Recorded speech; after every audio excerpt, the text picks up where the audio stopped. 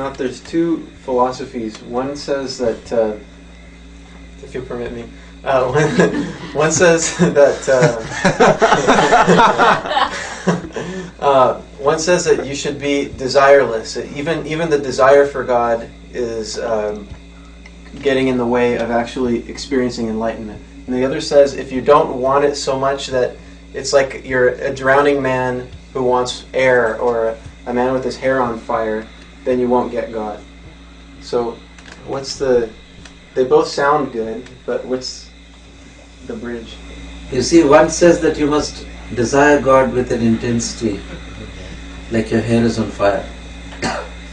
And the other says that God will come when you don't even desire God Himself.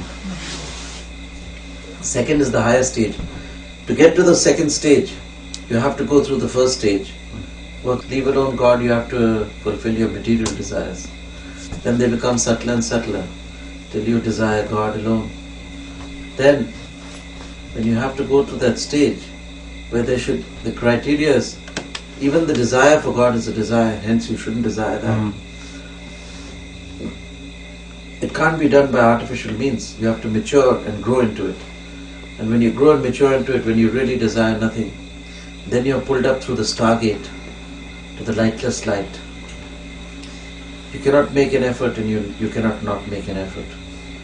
If you make an effort, it's a desire. Okay? If you don't make an effort, it's laziness. So you can't get God. If you make an effort, it's a desire, so you can't get God. So you have to be in a tranquil aloofness. It's a very high stage. It's the high stage beyond Nirvikalpa Samadhi, beyond the Dharma make. So you have to just be in nascent, that means childlike awareness. Just rest in the bosom of duration, just being aware. And that purity, your own purity will pull you through your own stargate. Like a black hole falls into itself. You will fall into eternity through the gravity of your own nothingness. But if there's even the slightest desire, you will not pass through the stargate of your own consciousness. It's a transition from divine mind to divine consciousness. That is a very difficult stage indeed. Where you have to... Is this the chef's hat? I wear many hats. And where's all your charismatic... the gang? Oh, hello. Everybody has been working hard. God bless you.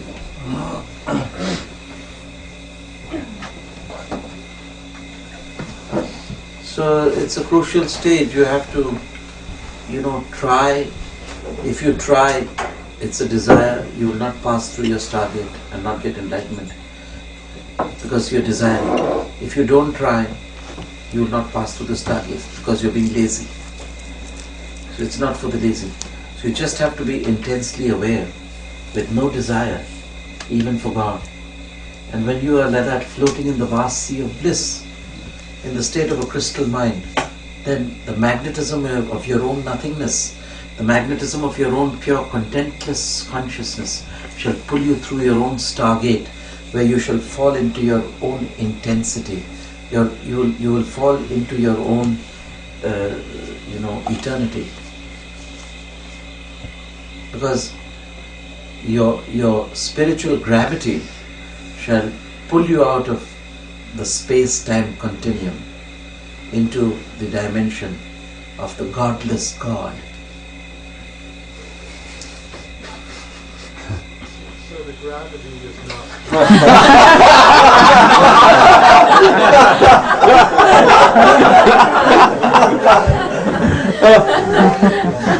Now the advanced class, I told you this is for advanced students.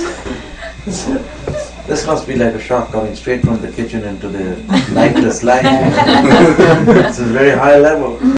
So do you see that ultimately coming back to the question is that when you desire God intensely, so intense must be your desire that you cannot live without Him. And then after that, when that wave is gone, it is so intense that you don't even desire God. The mind the conscious seer, that is the soul, just passes out of the stage of mind where the desire is there. It's only the mind that desires, no?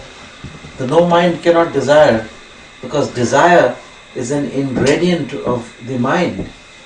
How can a no mind have ingredients? How can no food have a recipe?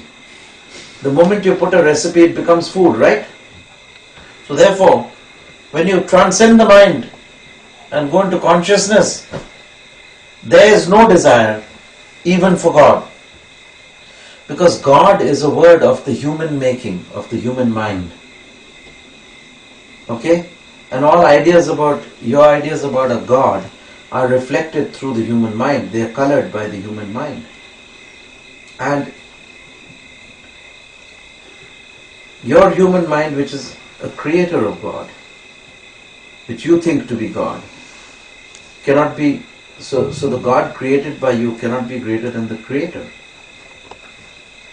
So that fallacy or that idea of God which you have in your mind has to be discarded. It has to be dissolved, because you don't want to see God through your limited mind, your junky mind. You want to see God as He is. And if you want to see God as He is, stop that desiring. So this is a very high stage. It's called the Purush Khyati Samadhi, Paravairagya. That even the stamp which is in your mind substance of seeing God, even when that stamp is obliterated from your mind, then and then alone you stand in crystal consciousness, transcending the mind. You are peerless. You are the lightless light. And then after that, as after effect, then she comes, the sweet nurse of nature, the mother, and she hangs before you like a golden silvery cloud and gives you her blessings, because she cannot enter the sphere of the Father. She's taken the child up to the very edge, to the far reaches and limits of the mind and matter of the universe, where that individual has purified his mind and matter to the ultimate imagination of pure crystal light, dazzling, the lightless light. And she says, okay, my son, I brought you up to here now, you must go alone to meet the Father. So then the spark that you are, the conscious seer, merges into the universal consciousness. The jiva merges into Shiva. The finite consciousness of your soul merges into the infinite consciousness, and you enter the naked singularity, where space and time are swallowed up. The great causality is no more. Niyati is no more. And light is swallowed up. Causality is swallowed up. Time and space are swallowed up by the great nothingness, called the Nagna Satya, the naked truth, the naked singularity.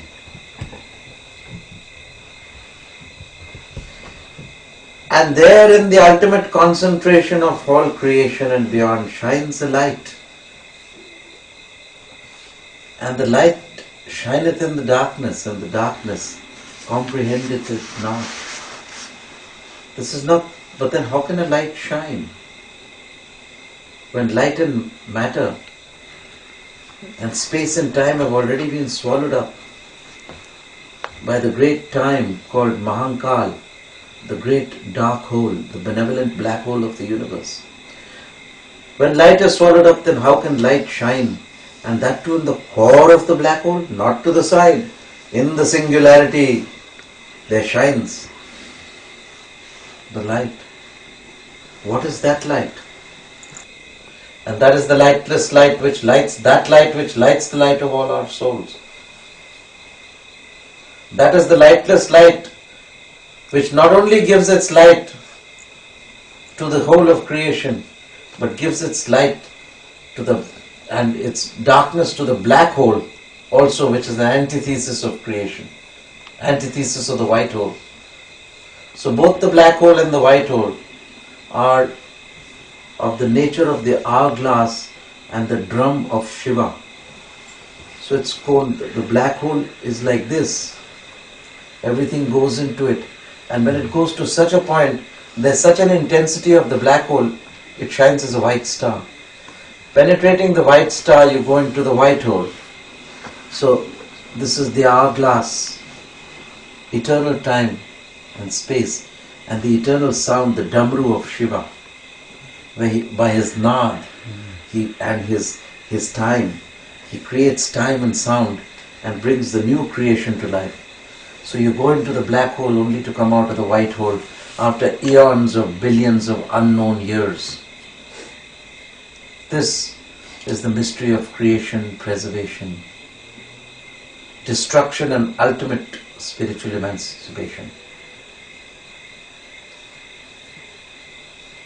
But the story of the Jagat, the story of the expanding and contracting universe, carry on.